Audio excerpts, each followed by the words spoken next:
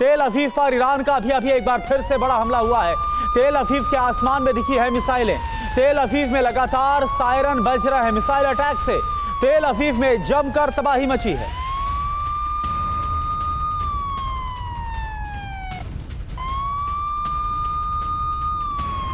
तो ये देखिए आप, तस्वीरें हम आपको दिखा रहे हैं किस तरह से इजराइल का जो आसमान है वहां पर मिसाइलें नजर आ रही है। कई को इंटरसेप्ट भी किया गया। और मनीष इस वक्त हमारे साथ तेल अवीव से जो मनीष हम दिखा रहे हैं तस्वीरें तेल अवीव की, यहां पर तो पूरा आसमान ही मिसाइलों से भरा नजर आ रहा है। बड़ी चिंताजनक तस्वीरें। जरा बताइए क्या वहां पर हालात है।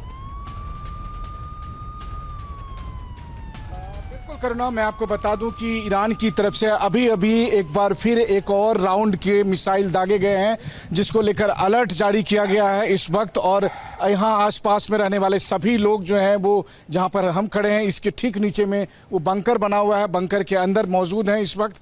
और लगातार और अब अगले जिस वक्त मैं आपसे बात कर रहा हूँ कभी भी सायरन की आवाज़ यहाँ पर सुनाई देगी, क्योंकि जो पहले स्टेज का अलर्ट है वो जारी किया जा चुका है। और होम फ्रंट कमान की तरफ से ये कहा गया है कि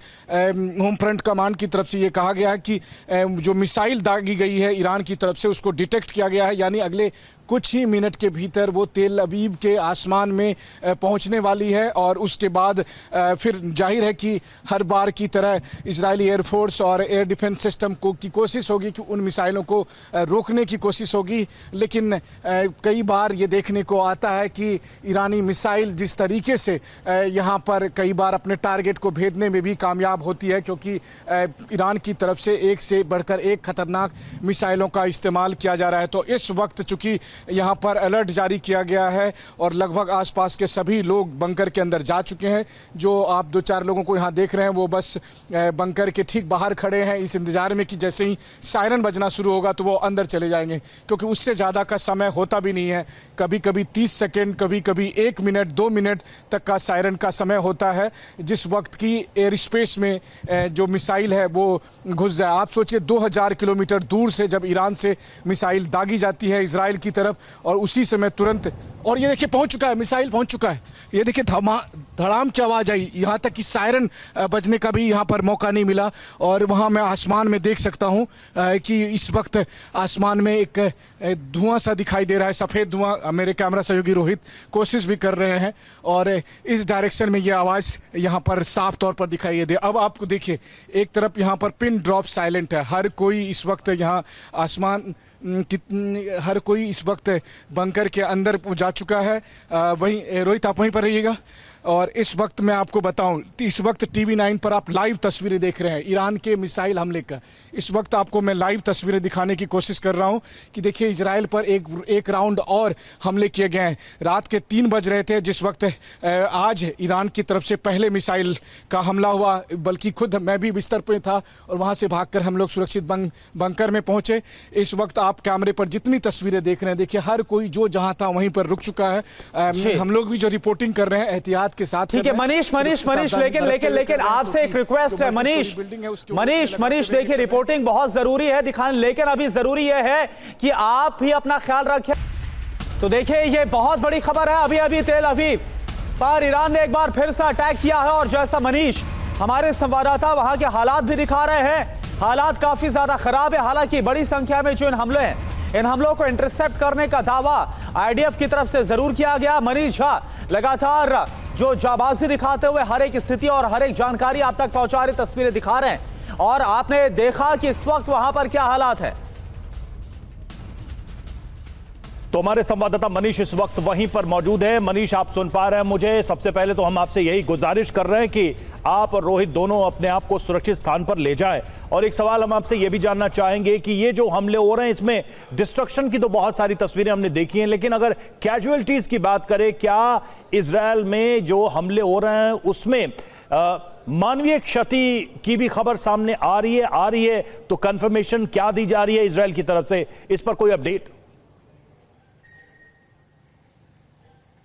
देखिए, चूंकि एक हफ्ते से हम इजराइल में मौजूद हैं और मैं इसमें निष्पक्ष भाव से ये कहता हूं कि ऐसा कहीं नहीं है कि इजराइल की सरकार कोई अपनी कैजुअलिटी को छुपाने की कोशिश कर रही है। बिल्कुल नहीं कर रही है। कैजुअलिटी कम हो रही है और उसका रीज़न ये है कि आपने देखा, हम लगातार कैमरे पर लाइव तस्वीरें दिखाने की कोशिश कर रहे हैं कि लोग गाइडलाइन को फॉलो करते हैं। यानी जैसे ही अलर्ट होता है उसके बाद जो जहाँ जिस जगह पर हो वो तुरंत ही फिर वो बंकर की तरफ चले जाता है और वो फिर बंकर में इंतज़ार करता है जब तक कि होम फ्रंट कमांड की तरफ से ये निर्देश नहीं जारी होता है कि अब खतरा टल गया है, और उसके बाद फिर सब लोग बाहर निकलते हैं। यही कारण है कि मैं आपको बताऊं, तेल अवीव के पास बतयाम में मैंने देखा कि पूरी की पूरी इमारत, जो कई मंजिला इमारत थी, वो ध्वस्त हो गई, लेकिन उसके ठीक नीचे में बने हुए बंकर में लोग सुरक्षित रहे। कुछ घंटे लगे उनको बाहर निकालने में, और यही वजह है कि अक्सर ये स्थिति बनती है कि आप कहें तो बहुत कम इंजरी के केसेस आए हैं। लेकिन हाँ, अगर आप कहें कि किसी भी व्यक्ति के मारे जाने के नाम मात्र के, अगर 8 दिन में 20 राउंड ईरान के मिसाइल का हमला हुआ तो उसमें से कम लोगों के मारे जाने की वजह सिर्फ और सिर्फ यही है कि वो बहुत ही एक्यूरेसी के साथ उन गाइडलाइन को का पालन करते हैं। बल्कि हमें भी लगातार अथॉरिटीज़ यही बताती है कि अगर आप इन गाइडलाइन का पालन करेंगे तो बहुत हद तक संभावना है कि आप उस तरह के मिसाइल हमले से बचे रहेंगे। और ये सच में मैं देख भी पा रहा हूँ, वॉर जोन में मौजूद रहकर यहाँ पर मैं देख पा रहा हूँ कि लोग, जैसे अभी मैं आपसे बात कर रहा हूँ तो मैं बंकर में मौजूद हूँ। यहाँ पर अंदर में बहुत सारे लोग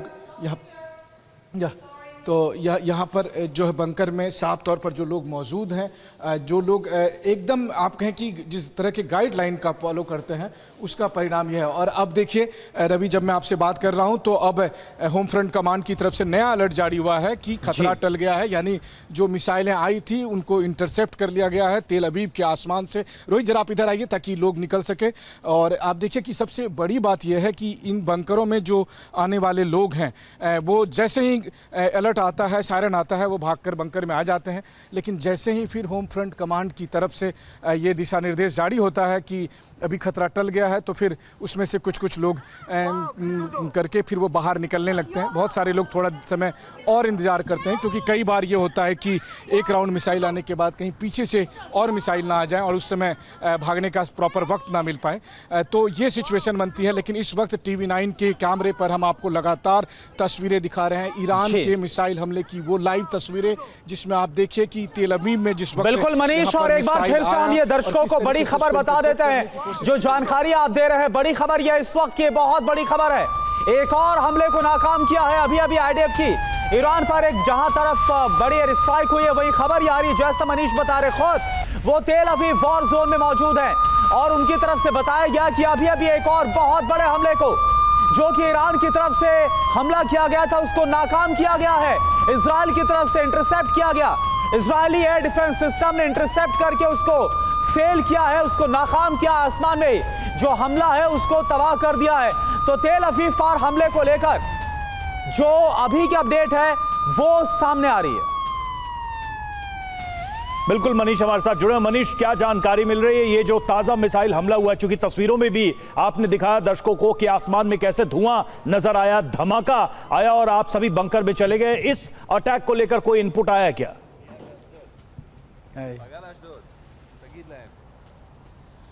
बिल्कुल, देखिए इस वक्त जो जानकारी मिल रही है, हालांकि थोड़ी देर के बाद पता चलेगा कि कितने मिसाइल थे और उसमें से किन किन शहरों को टारगेट किया गया था।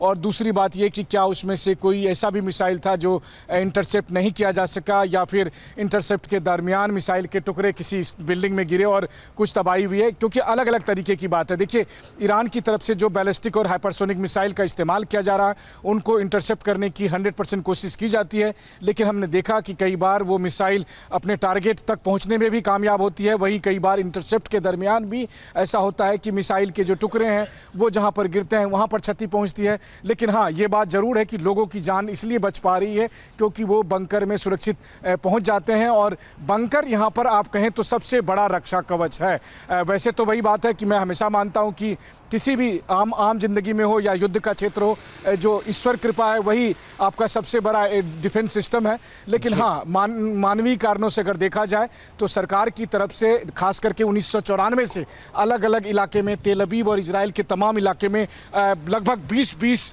इंच मोटी दीवार के साथ खास बंकर बनाए गए हैं, जिनकी तस्वीरें लगातार हम दिखा भी रहे हैं। उन बंकरों में लोग सुरक्षित तरीके से रह भी रहे हैं और आप देखिए कि अब लोग धीरे धीरे करके निकल रहे हैं। लेकिन मैं आपको एक बात और भी बताऊं कि इसके बावजूद कि कई बार दिशा निर्देश जारी हो जाते हैं, तब भी लोग कई मिनट एक्स्ट्रा रहते हैं, 10 मिनट, 15 मिनट, 20 मिनट तक वो बंकर में रहते हैं, ये सोचकर कि कहीं दूसरा मिसाइल का अगर हमला हुआ तो इसलिए वो जल्दबाजी नहीं करते हैं, जो बहुत अच्छी बात है। और ये वाकई में दुनिया के दूसरे मुल्कों को सीखने की ज़रूरत है, खास करके इस तरह की क्राइसिस। वैसे तो ईश्वर न करे कि किसी भी मुल्क को इस तरह की नौबत आए, लेकिन चूंकि युद्ध चल रहा है और जब सरकार और सेना युद्ध लड़ रही है तो उस वक्त जो आवाम है, जो आम जनता है, वो अपने आप में सबसे बड़ा काम यही कर सकती है कि खुद को सुरक्षित रखे, और वो रखने की पूरी कोशिश यहाँ पर की जा रही है। उसके लिए बिल्कुल मनीष, और ये हम देख भी पा रहे हैं, आप लगातार हमारे साथ बने हुए हैं। और एक बार फिर से आपसे रिक्वेस्ट करेंगे कि जहां कहीं पर भी कुछ खतरा आपको लगे, आप तुरंत एक सुरक्षित जगह पर शेल्टर की तरफ आप मूव करें, क्योंकि लगातार तेल अवीव को टारगेट किया जा रहा है। आप बने हुए हैं हमारे साथ मनीष। लेकिन इस बीच एक और बड़ी खबर बताएं, यरूशलेम में भी इजराइल की राजधानी पर भी मिसाइल से हमला हुआ है। ना सिर्फ तेल अवीव, मिसाइल को इजराइल ने मार गिराया है। तो जिस तरह से तेल अवीव का हमला नाकाम किया गया, उसी तरह से जो ईरानी हमला है जो कि यरूशलेम में किया गया, इसको भी नाकाम किया। ये देखिए, आसमान में इंटरसेप्ट करके मिसाइल को मार गिराया गया। ये तस्वीरें हम आपको दिखा रहे हैं।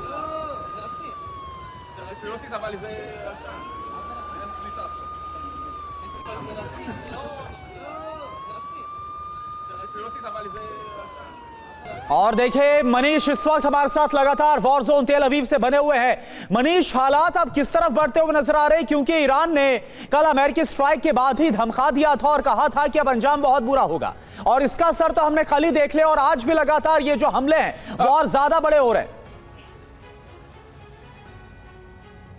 बिल्कुल, देखिए सबसे पहले एक अपडेट मैं आपको दे दूं कि जैसा कि मैंने आशंका जाहिर की थी कि कई बार ऐसा होता है, वही हुआ है। और इस वक्त दोबारा से फिर अलर्ट जारी किया जा रहा है कि कुछ और मिसाइल डिटेक्ट किए गए हैं। तो आप सोच सकते हैं कि यही हो रहा है। पहले मिसाइल का एक आप कहें कि कई मिसाइल एक साथ आ रही होती है, और उन मिसाइलों के बाद फिर दोबारा से अभी जो होम फ्रंट कमांड है उसकी तरफ से लगातार मैसेज जो आ रहे हैं कि और मिसाइल डिटेक्ट किए गए हैं। और ऐसी स्थिति में आप समझ सकते हैं कि ये खतरा लगातार किस तरीके से इजराइल के लिए, इजराइल के लोगों के लिए मौजूद है। बल्कि बहुत से लोग जो कि इस वक्त बंकर से निकल गए थे और वो बाहर चले गए थे, वो उनको मैं देख रहा हूँ कि दोबारा से वो इस तरफ आ भी रहे हैं बंकर की तरफ। तो देखिए यही स्थिति बनी हुई है कि और इसीलिए मैं कहता हूँ कि देखिए इजराइल के लोगों का खास करके जो तजुर्बा है कि संकट से कैसे निपटा जाए, इस वक्त जहां पर मैं मौजूद हूं वहां पर बेसमेंट में जो बंकर है, उस बंकर में मुझे लगता है कम से कम इस केवल बंकर में 200 से ज़्यादा लोग मौजूद हैं, और वो इंतज़ार कर रहे थे। इसके बावजूद कि एक बार ये बताया भी गया कि खतरा टल गया है, लेकिन उन्होंने इंतज़ार किया। और वो कहते हैं ना कि सब्र का फल मीठा होता है। अगले कुछ ही मिनट में, मतलब 2-4 मिनट भी नहीं लगा, और दोबारा से फिर अलर्ट आया कि दोबारा से मिसाइल आ रहे हैं, उनको डिटेक्ट किया गया है। यानी कि वो भी अभी अचानक अभी किसी भी पल वो भी तेल अवीव और इजराइल के दूसरे शहरों के आसमान में दिखाई देंगे। तो लगातार एक तरफ जहां इजरायली एयरफोर्स और एयर डिफेंस सिस्टम उन मिसाइलों को इंटरसेप्ट करने की कोशिश की जा रही है, वहीं लोग इंतजार कर रहे हैं। पूरी दुनिया के लिए अपने आप में ये एक अलग सा उदाहरण और अनुभव भी है कि जिस तरीके से इजराइल के शहरों में लोग अपने आप को सुरक्षित रख रहे हैं, तब जबकि लगातार मिसाइलों से हमला हो रहा है। आप नजर बनाए रखें, हम लौटेंगे आपके पास। और देखिए इस वक्त की जो बड़ी खबर है वो ये है कि अभी आईडीएफ ने ईरान की आईडीएफ ने बताया है कि आईडीएफ ने ईरान पर बड़ी एयर स्ट्राइक की है, और इजराइल ने थोड़ी देर पहले ईरान के 6 एयरबेस पर बड़ा हमला किया। ये जानकारी सामने आ रही है। अटैक में ईरान के 15 एयरक्राफ्ट तबाह हो गए हैं। F-14, F-5 और रिफ्यूलिंग प्लेन भी तबाह हुआ है। हमले में कई ईरानी हेलीकॉप्टर भी तबाह हुए हैं। तो देखिए ये जानकारी आ रही है सामने कि एक बड़ा हमला किया है आईडीएफ ने ईरान के ऊपर, और जिसमें बड़ी संख्या में दावा तो यह है कि इस हमले में ईरान के 15 एयरक्राफ्ट को तबाह किया गया है, जिसमें F-14, F-5 और रिफ्यूलिंग प्लेन शामिल है। ईरान में न्यूक्लियर साइट को निशाना बनाने वाले B-2 बॉम्बर्स और उसके पायलट का राष्ट्रपति ट्रंप ने हौसला बढ़ाया। सफल ऑपरेशन के बाद अमेरिका लौटने पर B-2 बॉम्बर का ट्रंप ने वीडियो पोस्ट किया है। सोशल मीडिया पर ट्रंप ने लिखा थैंक यू। वीडियो पोस्ट करके यह लिखा है महान B-2 पायलट मिसौरी में सुरक्षित उतर गए।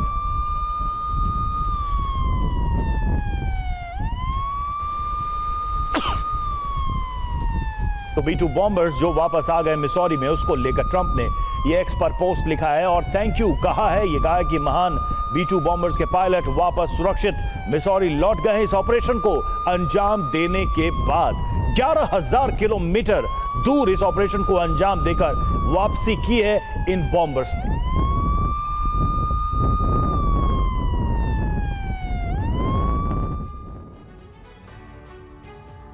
और आइए अब आपको बताते हैं कि B-2 स्टेल्थ बॉम्बर की उड़ान का पाथ पूरा क्या था, जिस तरह से ऑपरेशन मिडनाइट हैमर को अंजाम दिया गया। दरअसल 21 जून 2025 की रात को यह शुरू हुआ।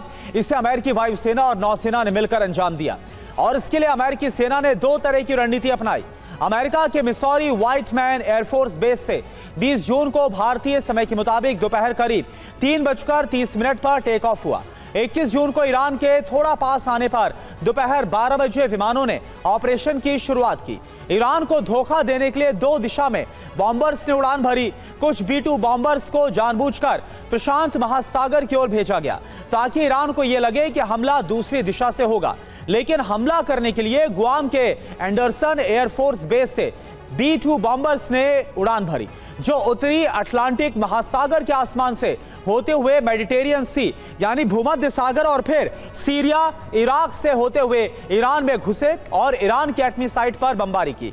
विमान ने लगभग 37 घंटे तक बिना रुके नॉन स्टॉप उड़ान भरी है और बीच हवा में ही कई बार फ्यूल भरा गया था।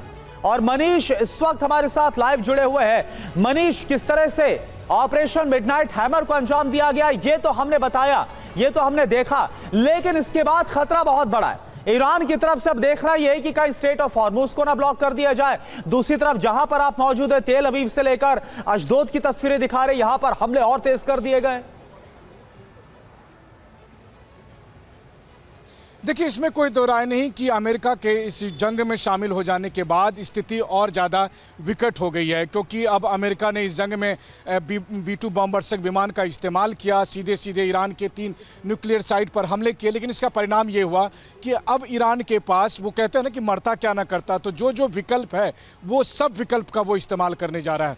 उनके पास करीब अभी जो बचे हुए हैं, क्योंकि लगभग 500 से अधिक मिसाइल उन्होंने इजराइल पर दागे हैं, 500 से ज़्यादा मिसाइलों का इजराइल ने नाश किया है, लगभग 2000 से अधिक मिसाइल अभी भी ईरान के पास मौजूद है और उसमें हर तरह के मिसाइल हैं, उनका तो वो इस्तेमाल कर ही रहे हैं, इजराइल के खिलाफ भी कर रहे हैं। और अभी तक भले ही उन्होंने अमेरिका के सैन्य बेस के खिलाफ नहीं किया, लेकिन आने वाले समय में कर सकते हैं। लेकिन इसके अलावा भी ईरान के पास क्या क्या विकल्प है, तो देखिए, ईरान के पास एक यही विकल्प है कि जो हॉर्मुज स्ट्रीट है, यानी कि जो अरब सागर और फारस की खाड़ी को जोड़ती है, उसको बंद कर दिया जाए। ये आसान नहीं होगा, लेकिन ये भी एक तरह का जंग का ऐलान है, क्योंकि इससे होगा ये कि इससे पूरी दुनिया अमेरिका को कोसेगी कि आपकी वजह से आज ये स्थिति है। देखिए, भारत में रहने वाले लोग जो सोचते होंगे कि ईरान और इजराइल की जंग का सीधा असर उन पर क्या पड़ेगा, तो अब उनके जेब पर इसका बहुत भारी असर पड़ने वाला है, क्योंकि अगर फारस की खाड़ी और अरब सागर को जोड़ने वाली हॉर्मुज स्ट्रीट को बंद कर दिया गया और उससे तेल सप्लाई में प्रभावित होगी, तो $200 पर बैरल के हिसाब से कीमत जा सकती है, जो अभी लगभग में $80 के करीब है। तो आप समझिए कि 3 गुना ज़्यादा तेल, पहले तो तेल और डीजल ही महंगा हो जाएगा। दूसरी बात जो है कि तमाम सप्लाई चेन प्रभावित होंगे, अलग अलग मुल्क के सप्लाई चेन प्रभावित होंगे, उससे दूसरी और जो ज़रूरत की चीज़ें हैं वो महंगी होगी, तो लगभग में सब देशों की इकॉनमी प्रभावित होगी। लेकिन जैसा अमेरिका के विदेश मंत्री कह रहे थे कि दूसरे देश की तो इकॉनमी प्रभावित होगी ही, वो अपना जाने, हमारी इकॉनमी सस्टेन कर जाएगी। तो गलती अमेरिका की, लेकिन भर पूरी दुनिया रहेगी, ये हालत तो बनेगी वहाँ पर। लेकिन इसके अलावा देखिए, फिर वही बात है कि एक बार जब ईरान को ये लग जाएगा कि अब हम नहीं बचेंगे, अब हमारा मिटना तय है, तो वैसी स्थिति में ईरान के पास क्या है किसी को नहीं पता। क्या ईरान ने सच में टैक्टिकल वेपन बना लिया है, क्या ईरान ने परमाणु बम बना लिया है, हाँ या ना, कोई आधिकारिक तौर पर कहने की स्थिति में नहीं है, क्योंकि पूरी जानकारी हो सकता है, सटीक जानकारी किसी के पास बिल्कुल। ये यहीं पर हाइफा में कुछ वैज्ञानिकों से बिल्कुल मनीष, ये सारे आकलन तो है ही, लेकिन सवाल यही है कि क्या वाकई में ईरान इस ईरान और इजराइल इस जंग को उस स्तर पर ले जाना चाहते हैं या फिर इस बीच कोई रास्ता भी निकल पाएगा? नजर आप बनाए रखिएगा। मनीष, फिलहाल बहुत बहुत शुक्रिया आपका हमसे जुड़ने के लिए। और ईरानी एटमी साइट पर हमले की नई तस्वीर सामने आई है। सैटेलाइट तस्वीर में देखिए भारी तबाही, नतांज, फोर्डो और इस्फहान की तस्वीर आई है सामने। तस्वीर में बर्बादी के निशान भी नजर आए हैं।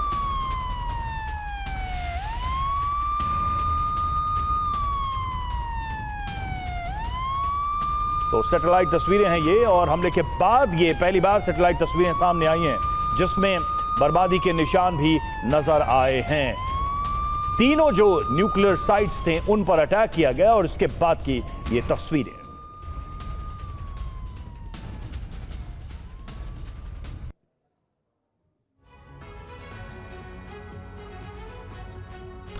तो आप देखिए, बिग फॉल के जरिए आपको दिखाते हैं कि तीनों न्यूक्लियर साइट्स, इसमें फोर्डो है, इसमें नतांज है और इस्फहान, जहां पर अमेरिका की तरफ से बमबारी की गई, वहां पर क्या हुआ, सैटेलाइट इमेजेस क्या बता रही है। सबसे पहले फोर्डो एटमी साइट की बात करें तो ये देखिए, ये 6 आपको स्पॉट्स नजर आएंगे। ये देखिए 6 आपको ये स्पॉट्स नजर आ रही है। ये होल है, ये वो छेद है जिससे पेनिट्रेट करके, क्योंकि ये जो GBU-57 बंकर बस्टर बम है जिसका इस्तेमाल किया गया, उसने धरती को चीरते हुए अंदर जो फोर्डो न्यूक्लियर साइट है उस पर अटैक किया।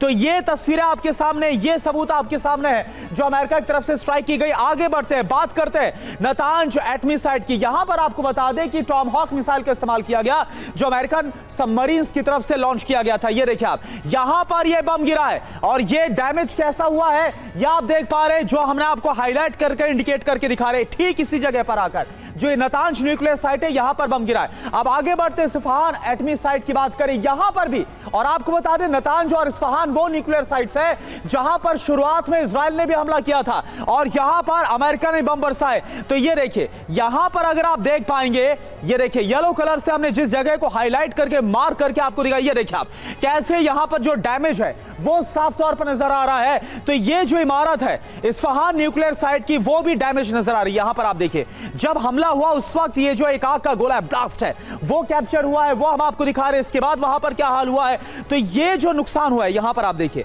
तो ये जो नुकसान हुआ है ये फोर्डो, नतांज और इस्फहान तीनों न्यूक्लियर साइट्स को कैसा पहुंचा है, जो अमेरिका दावा कर रहा है कि उसने तीनों जगह तबाही मचाई है। अब एक और बड़ी खबर क्या है, तबरीज से जहां पर इजराइल ने बड़ा अटैक किया ईरान में, आज सुबह तबरीज में कई विस्फोट हुए, कई धमाके हुए। विस्फोट के बाद आसमान में धुएं का गुबार नजर आया है। तो देखिए आप, इजराइल की तरफ से भी ताबड़तोड़ हमले लगातार किए जा रहे हैं और जो ताजा हमला हुआ ईरान के तबरीज में, वहां की तस्वीर आप देखिए, ये देखिए धुआं उठता हुआ नजर आ रहा है। विस्फोट के बाद आसमान में धुआं। आज सुबह तबरीज में एक साथ कई धमाके हुए हैं। तबरीज में इजराइल का यह बहुत बड़ा हमला है जिसको अंजाम दिया गया।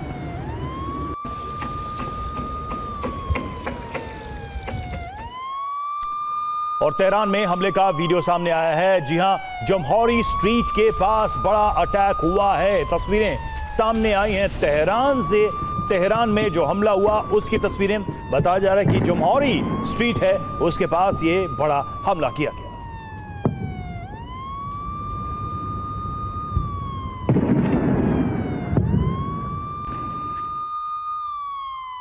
और एक और बड़ी खबर, खामनेई पर न्यूयॉर्क टाइम्स का बड़ा दावा, हत्या के डर से बंकर में छिप गए हैं आयतुल्लाह अली खामनेई। ये न्यूयॉर्क टाइम्स की तरफ से दावा किया जा रहा है। खामनेई ने फोन से भी अब दूरी बना ली है। मतलब ये दावा किया गया है कि काफी ज्यादा खौफ है हत्या को लेकर। खामनेई शासन में निराशा का माहौल है।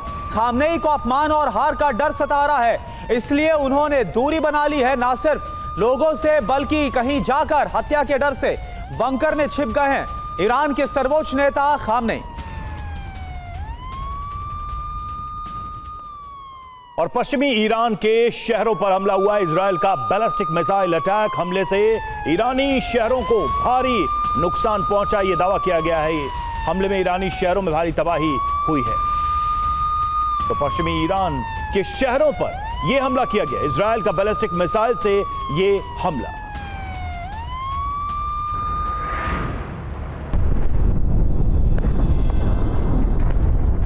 ईरान इजराइल जंग का आज 11वां दिन है। हर दिन के साथ ये जंग और विध्वंसक होती जा रही है। ईरान की न्यूक्लियर साइट के बाद अब ईरानी सैन्य ठिकानों पर घातक प्रहार जारी है। इजरायल ने ईरान के इमाम हुसैन मिसाइल बेस को भारी नुकसान पहुंचाने का दावा किया है।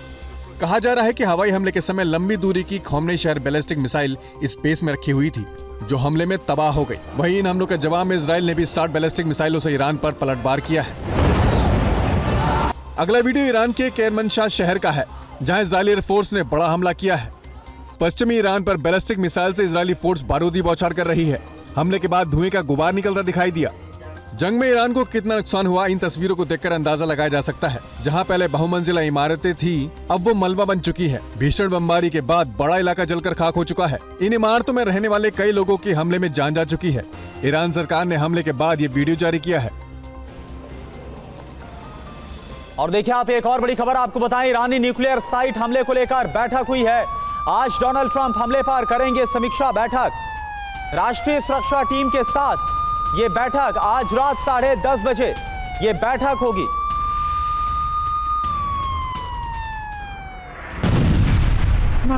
अमेरिकी राष्ट्रपति डोनाल्ड ट्रंप ईरान की न्यूक्लियर साइट पर हमले को अमेरिका की बड़ी जीत बता रहे हैं। उनका दावा है कि हमले में ईरान के सभी परमाणु स्थल तबाह हो चुके हैं। ट्रंप ने कहा कि सैटेलाइट तस्वीरें भी तबाही की गवाही दे रही है। इजरायली मीडिया का दावा है कि ईरान की न्यूक्लियर साइट पर हमले की जानकारी सिर्फ नेतन्याहू और कुछ निंदा मंत्रियों को दी गई थी। अमेरिकी उपराष्ट्रपति जेडी वेंस शुरू में हमले के खिलाफ थे, लेकिन बाद में उन्होंने अमेरिकी हमले का समर्थन किया। नेतन्याहू ने ट्रंप को इस हमले के लिए मनाने में बड़ी भूमिका अदा की। वहीं अमेरिकी सीनेटर डर्बिन ने ट्रंप के फैसले का खुलकर विरोध किया और उन्होंने कहा कि ईरान पर हमला करके ट्रंप ने संविधान का उल्लंघन किया। उन्होंने आरोप लगाया कि ट्रंप ने कांग्रेस की मंजूरी के बिना सैन्य कार्रवाई का आदेश देकर कानून को तोड़ा है। ईरान की न्यूक्लियर साइट्स पर अमेरिकी हमले के बाद संयुक्त राष्ट्र सुरक्षा परिषद की आपात बैठक बुलाई गई और इसमें आईएईए चीफ इन न्यूक्लियर साइटों पर हमले की निंदा की है और आगाह किया है कि इन हमलों से घातक रेडिएशन हो सकता है। और इस बीच ईरान को लेकर बड़ा दावा, न्यूक्लियर साइट्स को नुकसान नहीं पहुंचा है। आईएईए के पूर्व मुख्य परमाणु विशेषज्ञ का दावा, न्यूक्लियर साइट को नुकसान के अमेरिकी दावों को झूठा बताया। क्या ईरान के न्यूक्लियर साइट्स तबाह करने का अमेरिकी दावा झूठा है? क्या अमेरिका के विध्वंसक हमलों के बाद भी ईरान का न्यूक्लियर बम बनाने का प्लान पूरी तरह से सुरक्षित है? ये दावा आईएईए के पूर्व मुख्य परमाणु विशेषज्ञ डॉक्टर यूसरी अबूशादी की तरफ से किया जा रहा है। उन्होंने अपने बयान में कहा है कि अमेरिकी हमलों से ईरानी न्यूक्लियर साइट्स तबाह नहीं हुई हैं और ईरान के पास अभी भी परमाणु बम बनाने की पूरी क्षमता मौजूद है। न्यूक्लियर साइट्स पर हमला करके अमेरिका अपने लक्ष्य को हासिल नहीं कर पाया है। डॉक्टर अबूशादी ने कहा कि ईरान ने 12-13 जून की रात को ही नताज न्यूक्लियर साइट से करीब 500 किलोग्राम यूरेनियम दूसरी जगह पर पहुंचा दिया था। इतना यूरेनियम 10 परमाणु बम बनाने के लिए पर्याप्त है, जिसे 1.5 टन वजन के बम बनाए जा सकते हैं। वहीं अमेरिकी हमले से कुछ घंटे पहले ही फोर्डो न्यूक्लियर साइट से 19-20 जून को यूरेनियम हटा दिया गया था। फोर्डो न्यूक्लियर साइट से 16 ट्रकों की मदद से यूरेनियम ले जाया गया। दावा किया जा रहा है कि ईरान के पास ऐसी सीक्रेट लोकेशन है जिनके बारे में किसी को नहीं पता है और किसी भी वक्त परमाणु बम बनाकर ईरान दुनिया को हैरत में डाल सकता है। और देखिए आप, मोसाद के पूर्व प्रमुख ने ईरान के supreme leader Ayatollah Ali Khamenei की सत्ता बदलने का आह्वान कर दिया है। हालांकि उन्होंने कहा कि उनका यह आह्वान इजरायली लाइन से काफी हटकर है। मोसाद, जिसके नाम से ईरानी प्रमुख आयतुल्लाह खामेनेई भी इन दिनों डरे हुए हैं। खबर है कि इस डर की वजह से ही वो बंकरों में छिपे हैं और वहीं से ईरान के युद्ध पर नजर बनाए हुए हैं। हालांकि वो इलेक्ट्रॉनिक गैजेट से काफी दूर है। इस बीच पूर्व मोसाद प्रमुख योसी कोहेन ने इजरायल से ईरान में शासन परिवर्तन करने का आह्वान किया है। हालांकि कोहेन ने कहा कि उनका ये विचार आधिकारिक इजरायली लाइन से अलग है। एक टीवी चैनल के इंटरव्यू में उन्होंने कहा, मैं प्रधानमंत्री नेतन्याहू और दुनिया को सलाह दूंगा कि वे मौजूदा हालात का लाभ उठाएं। हमारे पास खामेनेई के शासन को पूरी तरह से खत्म करने का कारण है। मुझे लगता है कि इस बारे में खुफिया जानकारी मौजूद है। आपको बता दें कि पिछले 11 दिनों से जारी युद्ध के बीच ईरान की सेना और इस्लामिक रेवोल्यूशनरी गार्ड्स कॉर्प्स के कई बड़े सैन्य अधिकारी मारे जा चुके हैं। वहीं मोसाद के भी कई जासूसों को ईरान ने गिरफ्तार कर लिया है और कुछ को फांसी दे दी गई है। बहरहाल पिछले दिनों नेतन्याहू ने भी ईरान की जनता को वहां के शासन को उखाड़ फेंकने का आह्वान किया था। अब मोसाद और नेतन्याहू दोनों के इस आह्वान के बाद लगता है कि ईरान में कुछ बड़ा होने वाला है। और पोस्टर वॉर तो आपने देखे होंगे, लेकिन क्या कभी कैप वॉर देखा या सुना है? इजरायल और ईरान के युद्ध के बीच ये भी देखने को मिल रहा है। ये रिपोर्ट देखिए। ये टोपी इजराइल ईरान युद्ध के बीच सोशल मीडिया पर ट्रेंड कर रही है।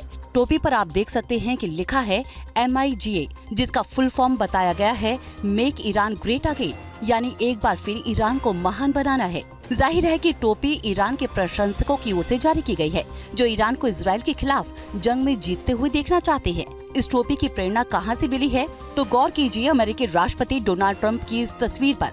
ट्रंप लाल टोपी पहने हुए दिख रहे हैं। दोनों टोपी के रंग का मिलान कीजिए, दोनों एक समान रंग के हैं। दरअसल युद्ध के दौरान ट्रंप अक्सर लाल टोपी पहनकर बयान देते नजर आए। युद्ध के दौरान जब भी ट्रंप की तस्वीर सामने आई, वो एक चमकदार लाल टोपी पहने हुए अपने signature campaign slogan make America great again को दिखाते हुए दिखाई दिए। अब तस्वीर में देखिए, व्हाइट हाउस में जब सिचुएशन रूम के अंदर ट्रंप ने युद्ध को लेकर मीटिंग की, स्ट्रैटेजिक मीटिंग में भी ट्रंप टोपी पहने नजर आए। ऐसी मीटिंग की तस्वीरें अक्सर जारी नहीं की जाती। कहा जा रहा है कि ट्रंप ऐसा करके अपना प्रभाव बढ़ाने की कोशिश कर रहे हैं और अभी ईरान भी ट्रंप को उनके ही अंदाज में जवाब देने की कोशिश कर रहा है। और वहीं इजरायल ने फोर्डो परमाणु साइट पर हमले की तस्वीरें जारी की हैं। इस बीच हमले में हर्मीज ड्रोन को ईरान की तरफ से इंटरसेप्ट किए जाने का वीडियो सामने आया। ड्रोन का पुर्जा जल गया है, पूरी तरह खाक हो गया है। ये हर्मीज ड्रोन का मलबा है।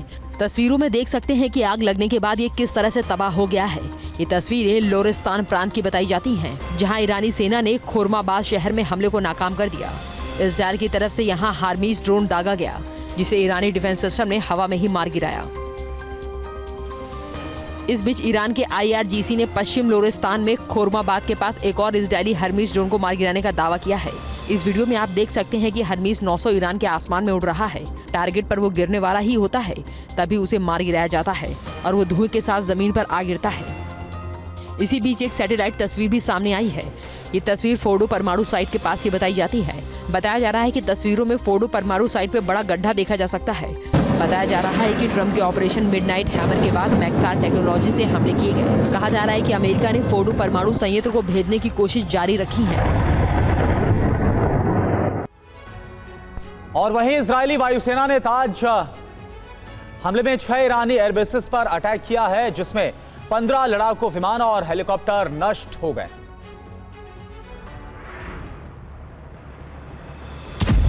सैटेलाइट से ली गई ये तस्वीरें हैरान करने वाली हैं। वीडियो में देख सकते हैं कि आज IDF की एयर स्ट्राइक में ईरान के 2 नहीं बल्कि 6 एयरबेस को निशाना बनाया है। दिन के उजाले में आज सुबह ये हवाई हमले किए गए। जानकारी के मुताबिक इजरायली अटैक में ईरान के 15 एयरक्राफ्ट तबाह हो गए, जिसमें F-14, F-5 और रिफ्यूलिंग प्लेन भी शामिल बताए जाते हैं।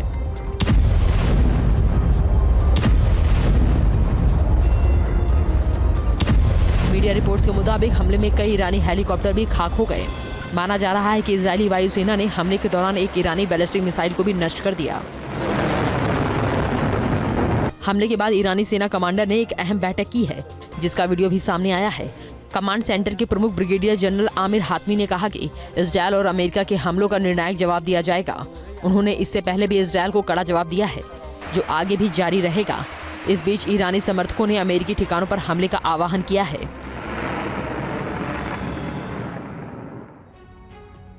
और अमेरिका के Missouri white man air force base से B-2 बॉम्बर्स ने उड़ान भरी। अमेरिका ने B-2 बॉम्बर्स के जरिए ईरान के परमाणु ठिकानों पर बंकर बस्टर बम गिराए।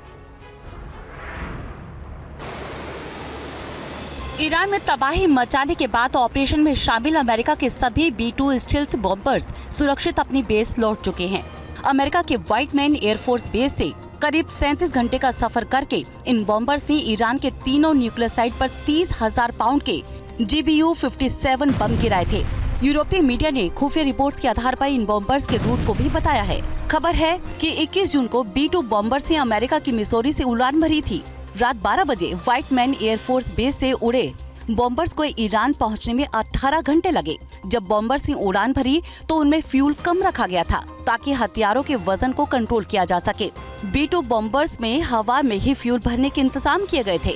21 जून शाम 5 बजे B-2 बॉम्बर्स के साथ सेंटकॉम सपोर्ट जुड़ा और फिर शाम करीब 6:40 पर ईरान में ऑपरेशन मिडनाइट हैमर शुरू हुआ। खबर है कि अमेरिकी बॉम्बर्स ने एक एक करके ईरान में 3 एटमी साइट पर बम गिराए। इसमें सबसे अहम फोर्दो न्यूक्लियर साइट रहा, जो पहाड़ी में 80 से 100 मीटर नीचे बनी हुई है। अमेरिका के B-2 बॉम्बर्स ने यहाँ 6 बम गिराए। इधर ईरान ने सुबह सुबह तेल अवीव पर एक बार फिर से बड़े मिसाइल हमले को अंजाम दिया। एयर रेड अलर्ट सायरन के बाद लोग बम जो बंकर्स वहां पर बनाए गए हैं वहां पर जाकर छिप गए। देखिए हमारे संवाददाता मनीष झा की रिपोर्ट। वक्त हम बॉम्ब शेल्टर में हैं और यहाँ आसपास रहने वाले जो भी लोग हैं वो सब सुरक्षित रहने के लिए बॉम्ब शेल्टर में आ गए हैं। तो मैं इनमें से एक व्यक्ति से बात करता हूँ। Hi, I am Manish from India. What's your good name? My name is Adi. Nice to meet you. Thank you so much. Would you please care to explain that what is happening right now and why so many people are here and what is the time, Israeli time right now? Yeah, it is now 3 a.m. Israel time, and we're down here in the bomb shelter because there were sirens going off. So we're just here to be safe. And I can see that lots of people here and different kind of reaction, like someone has come with bread, someone is playing cards, someone is interacting with each other, and then I can see different kind of emotions. So what does it mean and what kind of message you would like to give to the world? Yeah, well, everyone's here, just trying to pass time. I'm here with my dog Mamba, and this is Joy, very good dogs, and this is Evia, and this is Zozo, and this is Dana, and we're all here together in the bomb shelter just waiting for the okay to go outside, and we're happy and we're proud of our country. When I was coming from India and I saw at the border that lots of Israeli people were coming to home. And I have seen so many countries in the war. Most of the country people go out from the country, from the home. Yeah. But here the situation is completely different. Yeah. Why? Well, everyone wants to be close to their families. Like my brother-in-law, he was stuck in Paris and he chose to come back to be with my sister and his kids. So people want to come back home to be close to their families. Rohit, जब मैं इनसे बात कर रहा हूँ तो आप साथ में आसपास दिखा भी सकते हो। तो then like as a common citizen, like what you or your family or your friends are going through this during this period, and then what do you think that about Iran, about the current situation? We have no problem with the people of Iran. I think that the Israeli people, we used to have a very good relationship with Iran before the 70s, and we would love to have that relationship with the people of Iran in the future. Israel is protecting itself against nuclear weapons, and we're very proud of our army. तो हमारे संवाददाता मनीष की आप ये report देख रहे थे। Israel और अमेरिका के हमलों से जख्मी ईरान और आक्रामक हो गया है। वो लगातार इजरायल के तेल अवीव, यरूशलेम समेत कई शहरों पर मिसाइलों की बारिश कर रहा है। ईरान ने इजरायल के तेल अवीव समेत कई शहरों पर बीती रात बैलिस्टिक मिसाइलों से हमला किया और उसकी आक्रामकता इसी तरह लगातार जारी है। बीती रात ईरान की बैलिस्टिक मिसाइलों से तेल अवीव के रिहायशी इलाकों में भारी तबाही मची। हालांकि कई मिसाइलों को आयरन डोम ने रोक दिया, लेकिन कुछ मिसाइलें लक्ष्य पर गिरी और जोरदार धमाका हुआ। इस हमले से कई जगहों पर आग भी लग गई। हर तरफ अफरा तफरी का माहौल था। तेल अवीव से सामने आया ये वीडियो देखिए। ईरान के बैलिस्टिक अटैक के बाद यहाँ पर दहशत मच गई। एयर रेड अलर्ट सायरन की गूंज से पूरे इलाके में हड़कंप मच गया। सायरन की आवाज सुनकर लोग जान बचाने के लिए बम शेल्टर और बंकर्स की तरफ भागते दौड़ते नजर आए। तेल अवीव के अलावा ईरान ने बीती रात यरूशलेम के ऊपर भी कहर मचाया। वीडियो में ईरान की बैलिस्टिक मिसाइल और ईरानी डिफेंस के इंटरसेप्टर को देखा जा सकता है। ईरान के हमले के वक्त यरूशलेम के आसमान में मिसाइल नजर आ रही है। पूरी रात यहाँ भी रेड अलर्ट जारी रहा। अमेरिका और इजरायल के एयर डिफेंस से भड़के ईरान ने इजरायल के सीमावर्ती गोलान हाइट्स और उसके आसपास के शहरों पर जोरदार हमला किया। और वहीं ईरान इजरायल युद्ध के 11वें दिन अमेरिकी अटैक को लेकर बड़ा दावा सामने आया। खबर है कि इजरायल ने ईरान पर सटीक हमले में अमेरिकी एयरफोर्स को मदद की है। ईरान के फोर्डो न्यूक्लियर ठिकाने पर बंकर बस्टर बम और अमेरिकी टॉक होम मिसाइलों से हमले की तस्वीर देखिए। एक्सियोस की रिपोर्ट में दावा किया गया है कि ट्रंप ने इस हमले से पहले इजरायल से ईरान में रास्ता साफ करने की मदद मांगी थी। 3 अमेरिकी और इजरायली अधिकारियों के हवाले से रिपोर्ट में दावा किया गया है। खबर है कि इजरायल ने फोर्डो पर बमबारी से 48 घंटे पहले ईरान में अलग अलग जगहों पर कई हमले किए। इजरायल ने इस दौरान ईरान के कई डिफेंस सिस्टम को तबाह कर दिया। दावा है कि ये डिफेंस सिस्टम अमेरिकी बम्बर्स का रास्ता रोक सकते थे। रिपोर्ट के मुताबिक IDF की हरी झंडी के बाद ही B-2 बॉम्बर्स ईरान की वायु क्षेत्र में दाखिल हुए और एक एक करके ईरान के तीनों न्यूक्लियर साइटों को टारगेट किया। ये भी दावा किया गया है कि अमेरिकी हमले से हुए नुकसान के कारण ही ईरान ने अब अपने अहम ठिकानों की सुरक्षा में नई मिसाइलों को डिप्लॉय किया है। अमेरिकी बॉम्बर्स के खिलाफ ही अलग अलग फ्रंट पर अब कैम 118 गाइडेड मिसाइलों की तैनाती की गई है। ईरान ने ऐसा सिर्फ और सिर्फ इजरायली एयरक्राफ्ट को मार गिराने के लिए किया है। अमेरिकी हमले के बाद ईरान ने बड़ा फैसला किया है। वो हॉर्मुज स्ट्रेट को बंद करने की योजना पर काम कर रहा है। ईरानी संसद में हॉर्मुज स्ट्रेट को बंद करने का प्रस्ताव पास कर दिया गया है। ईरानी संसद ने अपने सुप्रीम लीडर अली खामनेई को हॉर्मुज स्ट्रेट बंद करने के बारे में अंतिम फैसला लेने का अधिकार दिया है। हॉर्मुज स्ट्रेट ईरान के दक्षिण इलाके में है। हॉर्मुज पर ईरान का नियंत्रण है और पूरा इलाका ईरान के प्रभाव वाला है। यह फारस की खाड़ी और अरब सागर के बीच स्थित है। इस इलाके के समुद्री मार्ग से खाड़ी देशों के ऑयल सप्लाई होती है। यह लगभग 167 किलोमीटर लंबा जलमार्ग है और करीब 33 किलोमीटर चौड़ा है। दोनों दिशा से 3 किलोमीटर चौड़ी शिपिंग लेन है। अगर ये रूट बंद हुआ तो पूरी दुनिया की इकोनॉमी पर बड़ा असर पड़ेगा। दुनिया भर में ऑयल सप्लाई बाधित होगी। इस बीच हॉर्मुज स्ट्रेट पर अमेरिकी विदेश मंत्री मार्को रूबियो का बड़ा बयान सामने आया है। उन्होंने कहा कि अगर ईरान से हॉर्मुज स्ट्रेट बंद किया तो ये उनके लिए आर्थिक आत्महत्या होगी।